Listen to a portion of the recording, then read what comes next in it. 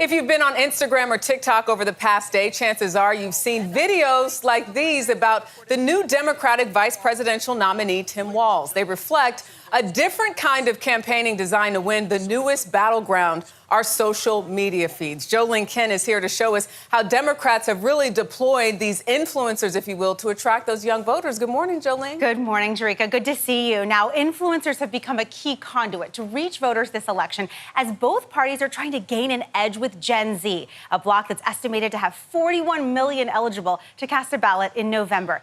8 million for the first time. Look at the volume in this hair. 23-year-old Awasane made a name for herself dispensing beauty tips on TikTok. I just peed in the White House.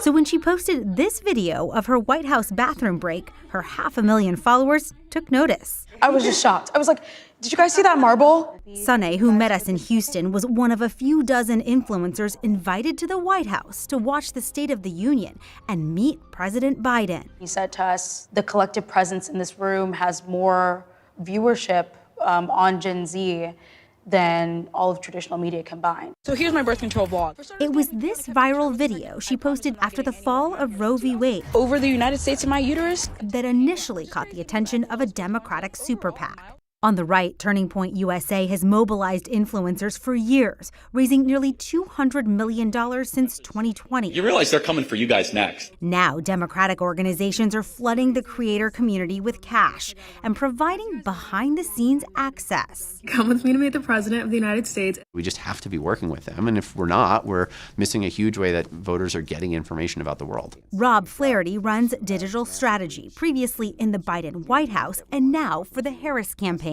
You think you just fell out of a coconut tree? He called the highly memeable Harris a massive asset as the campaign reaches out to thousands of influencers. What kind of coaching do you give influencers acting on behalf of the Harris campaign? Talking points, resources, base language. While Flaherty says the Harris campaign does not pay influencers directly, CBS News found a constellation of other Democratic political organizations that do. In May, Future Forward, the super PAC supporting Harris, hosted panels like Gaming the Algorithm and how advocacy can benefit your business. In the first 100 days of a Republican presidency under Trump, Project 2025 talks about sacking thousands of civil servants. Last month, Sane says she was hired by Protect Our Care, a progressive advocacy group that relies on anonymous donors. She made a video warning about Trump's second-term agenda.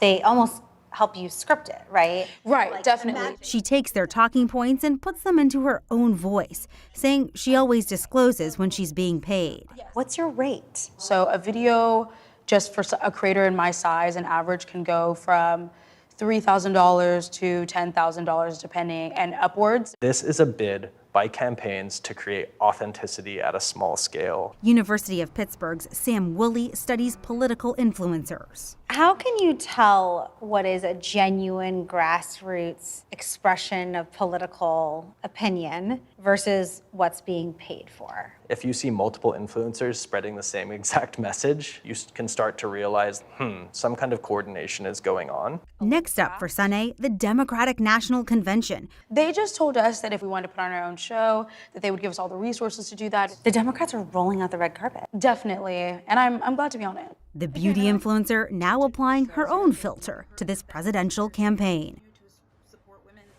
Now, when it comes to selling commercial products or sharing financial advice online, federal rules do require influencers to disclose when they are being paid. But in December, the Federal Election Commission voted against similar requirements for influencers spreading political messaging, guys. I am so fascinated by this, Jolene, because at first I couldn't decide, is this obnoxious or refreshing or creative? And after watching your piece, I've now come down to refreshing and creative, and very smart to do this way. Yeah, it's interesting. Learn how to do it. Yeah, it's interesting, and it's a whole different business model. Exactly. Both the campaigns and the super PACs having a strategy to reach more people. And the key thing here, it's not just influencers with millions of followers. Yeah. We're talking about micro influencers. Some people, say in Pennsylvania, in Bucks County, 30 followers. I love she took you behind the scenes, and I thought she was very good. It was fascinating. She really opened up the doors and showed us how this works. Jolene, thank you very much. Yes, What a yes, great yes. report. Great